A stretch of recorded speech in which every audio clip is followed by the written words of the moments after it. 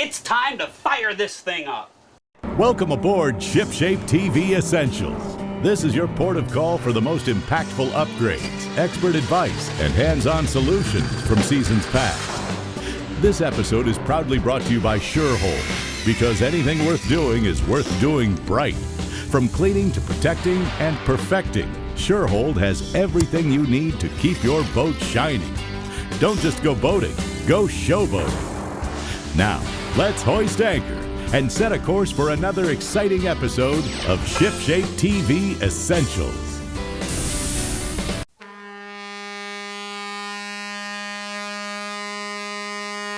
If boating's your game, then you'll agree. ShipShape is the way to be. Out on the lake or on the sea, ShipShape means trouble-free. ShipShape means being neater. ShipShape makes boat work easier. ShipShape is the way to go. The ShipShape Boat Care Show. ShipShape is being brought to you in part by High Seas Fabrication, the finest in marine metal fabrication, and by Stella Marine, a crest above the rest, and by Ocean Marine, worldwide excellence in marine air conditioning.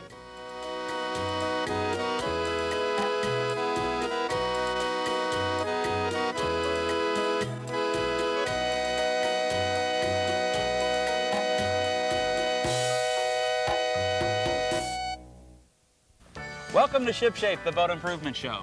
I'm your host, John Greviskis, and this is my partner, Bertel. Howdy, folks. We're at Chapman School of Seamanship in Port Salerno, Florida. A few weeks back, we were looking for the ShipShape project boat, and we've come to our decision. What we're going to use is this 1984 18-foot Rankin bow rider. In the next few weeks, you're going to see this ugly yard ornament turn into a fine seaworthy vessel. And if there's some project you'd like to see us cover, drop us a line or send us a fax. Write your project suggestions to ShipShape, the TV show. Attention Project Director, Post Office Box 31561, Palm Beach Gardens, Florida 33420. Or fax us at area code 407-626-4348. Stay tuned, because when we come back, we're going to transfer our boat from the stands and block onto our trailer. Don't float away. ShipShape. We'll be right back. Do it all with a SureHold telescoping handle. Designed with the easy-to-use SureLock quick-release system, compatible with over 50 different attachments, transforming it into a deck brush handle, squeegee handle, swivel pad base handle, chamois mop handle, camera handle, floor broom handle, boat hook handle, water blade handle, landing net handle, even a threaded handle for equipment you already own, and more. Fully telescopic for easy storage or adjusting to the perfect length. Each SureHold telescoping handle is proudly made in the USA and is truly the one handle that does it all. SureHold, clean and simple. All right, I'm back here at Chapman's. I'm here with George Gavone. George is going to be helping us load the boat onto the trailer. George, what do we got? Well, I think what looking at it, you've done a nice job backing the trailer in. We're fairly lined up. We're going to take the cable that we have, the wire cable, and we're going to secure the wire cable to the eye bolt on the bow. If we could take a little strain on that, we just want to take a little strain on it. All right, I'll bring it up. Once we get the strain on it, we're going to go ahead and place 2 stands underneath the beam of the boat. We're going to lift the boat slightly and remove the blocks that are under the boat so that we can go ahead and start bringing in the trailer itself. So, Okay. go. There you are. All right, George, what we got here? Sure. What we've got is I've placed the board under the jack stand so that it takes the stress off of it and it doesn't sink into the ground. Yeah. Now I'm going to go ahead and I'm going to bring the stand up a little bit so I have a little tension on it. And if you do the same on the other side, and then we're going to raise it up so that we just clear the blocks itself. So we can remove the blocks. Okay, let me get on the other side. Sure. We're going to now begin bringing it up. You want to apply, just give it a couple of turns so we can ease the boat off the blocks itself. Oh, nice, coming nice. Oh, that's just fine right there. That's excellent. Let's remove the blocks and the boards itself. There we go. Right, we all set? There we go.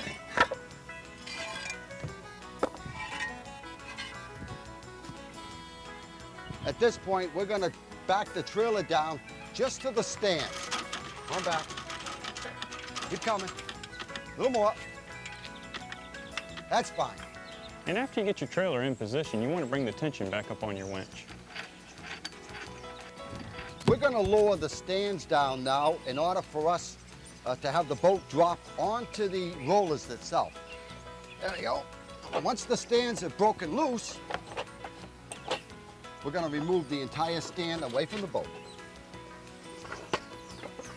Now that we've removed the stands in front of the boat, we're going to be jacking up the stern of the boat to get it level so we can back our trailer underneath. Hey George, you ready? We're ready. All right. Here we go.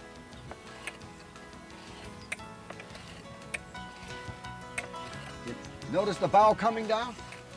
Yeah. That's good.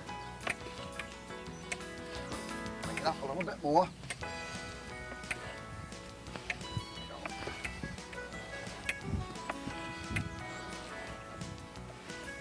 Now this is using brain over brawn. As George is cranking on the winch there, you can see the trailer actually sliding underneath the boat.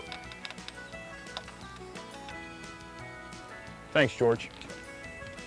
Now we're going to head down to Jupiter. Stay on course. Shipshape. We'll be right back. The SureHold One Bucket System is your storage and detailing solution. Featuring an ergonomic corrosion-free rope handle, a bucket caddy to organize your supplies and lift them out with ease. A bucket grate to elevate your wash tools out of dirty water with integrated soap measuring cups. A bucket base that won't let your bucket scratch, tip, or slip. And a bucket lid that keeps tools secure and doubles as a comfortable seat. The SureHold One Bucket System, the world's best rope handle 5-gallon bucket. SureHold, clean and simple. Well, we've gone through the boat and we've listed all the repairs needed. What we want to start on first is the engine. Reason being is it's going to be the dirtiest work we're going to get into. Bert, why don't we go ahead and investigate? Sure. We were told that the head gasket is blown on this particular motor. What I'm going to do is go ahead and get ready to pull the head off and see actually what we do have. Okay, we're going to be pulling off our some of our parts, accessories here to get to our head. Now this, first glance, this motor appears to be in really bad shape, but that's pretty deceiving.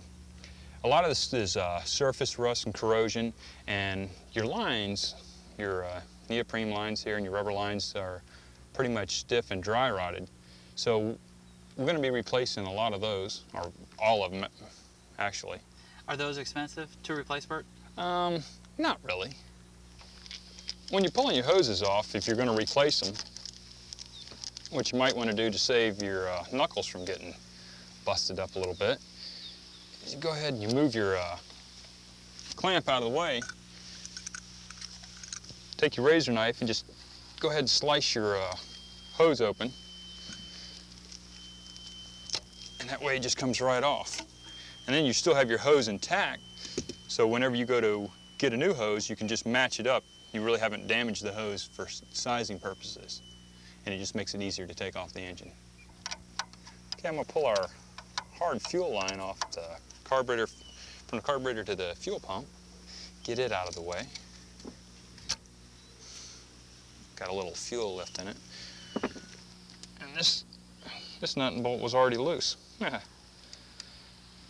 Little added help.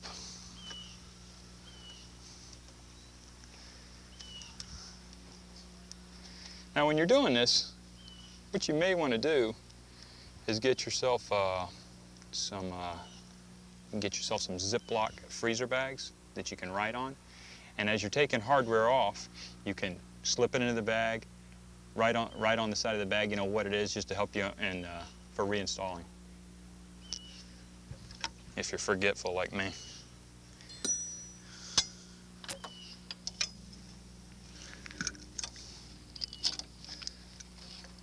All right, we have our hard line out of the way.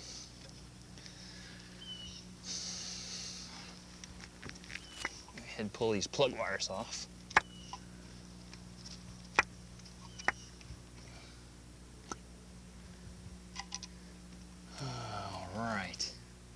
Okay, I'm gonna pull our temperature sending unit line off.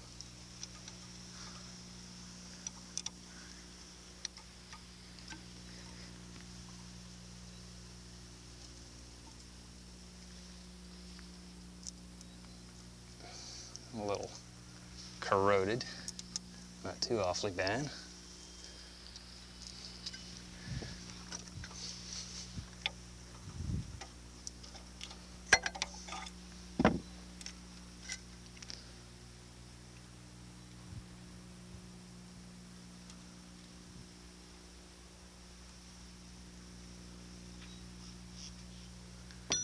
All right, I have all the bolts pulled out of the elbow here. See if I can get it to lift off for us. Yeah, there we go. Now, a lot of these parts, your engine cooling parts, you can have reconditioned. This one here, I'm going to see if we can't have it boiled out, and we'll dress it up, paint it, and I believe we'll be able to reuse it. I'm going to pull the valve cover off to expose the rest of the head bolts, and I'm going to be pulling the head and the intake and exhaust manifold together. The bolts that hold the exhaust manifold to the head are rusted pretty bad. So what I'll do is when I pull it off, I'll be able to take it out to a friend of mine's shop and borrow his torch and see if I can't heat these bolts up, be able to back them off without any trouble.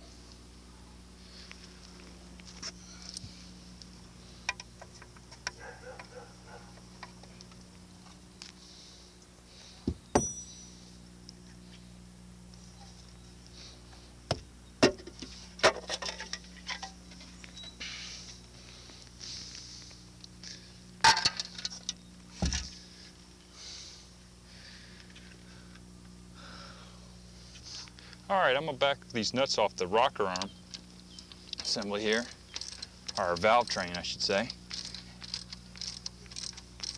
Do that, take the tension off the spring, and I'll be able to pull our push rods out. I'll just go ahead and set them in the valve cover. Hold all that stuff right there.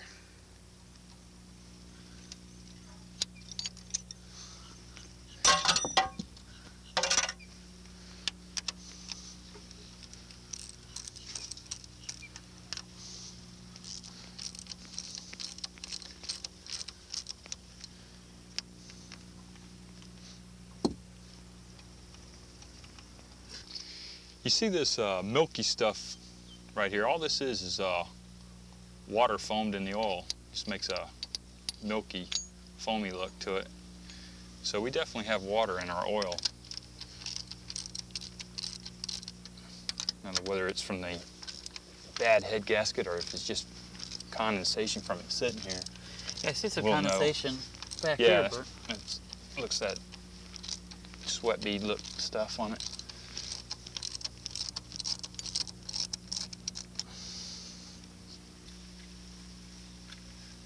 What's that you're taking off, Bert?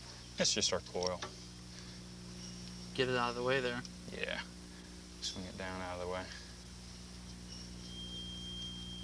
Just let it hang right there for the time being. Okay, let me get the back on these head bolts here. Break all our head bolts loose.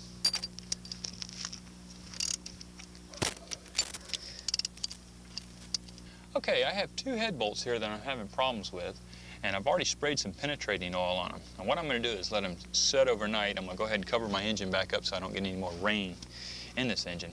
But once we do break them loose, we'll be able to lift the head off and actually look down in and see if we do have any damage or what damage we do have in the engine.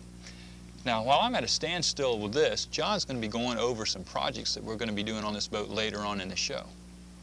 We're going to need to do some fiberglass repair on this boat. If you look here, it looks pretty gouged right here. It doesn't look like any major structural damage, but it is something that we're going to have to work on with some fiberglass and some gel coat repair. Now, down here, we've got a long stress crack, and it looks a little bit more in depth than just a blemish. So again, I believe we're going to have to do some fiberglass repair and definitely get into some gel coat and some touch-up. Let's head on topside and see what we have up there. Now, the interior of this boat is really shot, but what we're trying to do when we're taking off the upholstery is we're trying to save as much of the plywood as possible to give us some sort of a pattern on new upholstery that we're going to be fixing. So basically all I'm doing is I'm unscrewing the upholstery from the hull itself to lift it out. Again, if we look back here, this is going to give us some sort of a pattern for the new upholstery to come in. And as you can see, there's quite a bit of upholstery to take off, so I'm going to be busy for a while.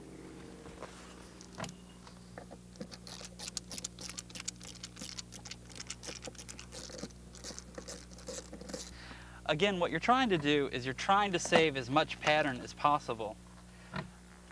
In this case, it looks bad, but we can really use this as a pattern for our new interior. So you want to save this kind of stuff. You don't want to just throw it out into the trash. Put it off to the side and keep moving. You want to take as much of the interior off in whole pieces as possible.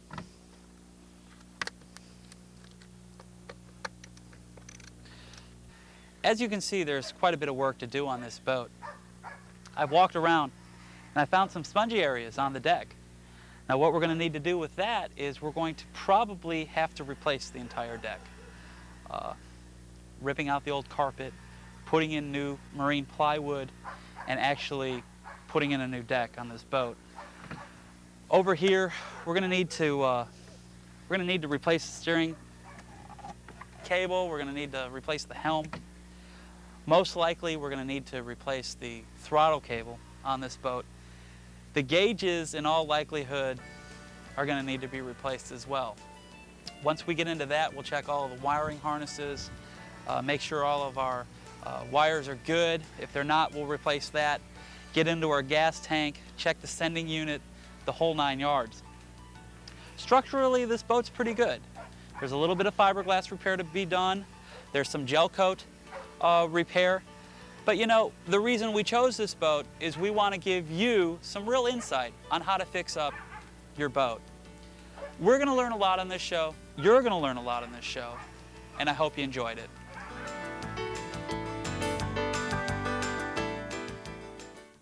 Chapman's Corner is brought to you by Chapman School of Seamanship. Today, on Chapman's Corner, we're going to discuss the flame arrestor located on all inboard gasoline engines. Flame arrestor is a requirement of the United States Coast Guard. Should they ever board you, they can inspect the flame arrestor to assure that it's clean and it meets its specification. Now, let's remove the flame arrestor and take a look at it to see whether this flame arrestor complies with what the Coast Guard would like to see. We're going to remove this from the unit itself, exposing the flame arrestor. Now, let's take a look at this. The flame arrestor serves two purposes. One, air enters and enters the carburetor. In other words, this is the air cleaner in which the air is going to flow through into the carburetor. And the next thing that it does, that should you ever get a backfire situation from your engine, those flames will come up and will actually be cooled by the flames, by the blades itself. Now, should this be dirty when we begin, we're going to use some type of a cleaning agent. Any type of gunk or engine cleaner that will do it. We spray it on and then wash it off with a hose. Now, to prove also that this unit will withstand the heat and allow the flames to cool, let's try something. By placing a white paper over the top of the blades themselves, there we go. We have a torch that's heated, that's lit. We're going to heat this. There we go. And you're going to note that we've heated this. It is hot. Wow, that flame is just red hot in there. Look at this. And let's prove whether it's worked out or not. We move back the paper. You're going to notice that it's still white. There's no effect to the paper at all.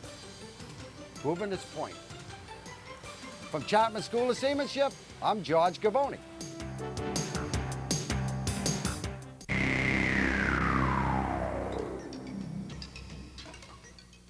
I'm here at Stella Marine at Sauerville Harbor in Palm Beach Gardens, and with me is Bob Stella, the owner of Stella Marine. Bob, welcome to Shipshape. Hey, nice to be on the program, John. Today we're going to take an in-depth look at the Pursuit 2870. Bob, what do we have here? Well, this is the new 2870 walk-around by Pursuit. It's brand new for '96. It's got a huge walk around, makes it very accessible. It's got live bait wells, fish boxes, tackle centers.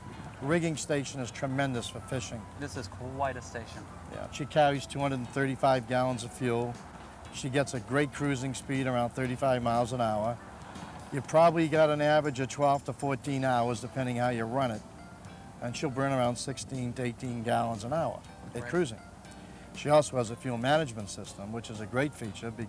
That way you're, you're able to control your speed and also your fuel, which will give you the utmost performance and economy. It's got a tilt-away helm, which makes it real easy to work on your gauges or to put electronics on the boat. Nice feature. And flush mounting electronics is really simple on this boat. What kind of engines are you talking about on this? These are the new saltwater series 2 1/4 Yamahas. Saltwater series 2. There's brand new paint job this year, stainless steel shafts. It has a quiet flush, so you don't have to start the engines to flush them out. Hydraulic steering. All the bait wells and all the fish boxes drain overboard. Wow. Now what that means is now you're inside the boat and you get a bloody fish like a dolphin. Sure. And the fish is squirting blood out everywhere. You know, in the fish box, it's going right outside. You're not walking on the blood. One nice thing about this boat is the non-skid deck. That's a trademark with Pursuit, the herringbone non-skid. Right. It's great. It's great, especially, you know how it is if you get fish guts on the ground and Talking about blood dolphin, and I sure slime, know and that. before you know it, you're on the floor. No, this works great. Well, this is one nice vessel. The top, is this standard with this particular model, or is this an upgrade? It's an option, but most of your customers will go with the hard top. The big feature on the boat, of course, is the integrated transom. Sure. Transom door, very accessible to get in and out of the boat. The integrated transom gives you the capability of performing a lot better than a bracket in the back of the boat. Backing down on a fish. You know, this, as you can see, has a modified V hull. Trim tabs are recessed. She really is a 30.5 foot boat overall length. So unlike a lot of manufacturers today who say their boat's a 26-foot boat and actually is a 24 or 25, this is actually, it's a 28 walk around, but it's actually over 30 feet long. Nice, real nice. Bob, what are we talking about price-wise? Base price on a boat like this is around $75,000, $78,000. With the options loaded up, it's probably around $85,000 to $90,000. I got you. I got you. Well, again, I thank you for being on Ship Shape. Okay, thank you for having us. Until next time. Okay, See ya. thank you. Well, that's all the time we have for today's show. I hope you enjoyed it. Until next time, see ya. If boating's your game, then you'll agree. Ship shape is the way to be. Out on the lake or on the sea, ship shape means trouble-free. Ship shape means being neater. Ship shape makes boat work easier. Ship shape is the way to go. The Ship Shape Boat Care Show.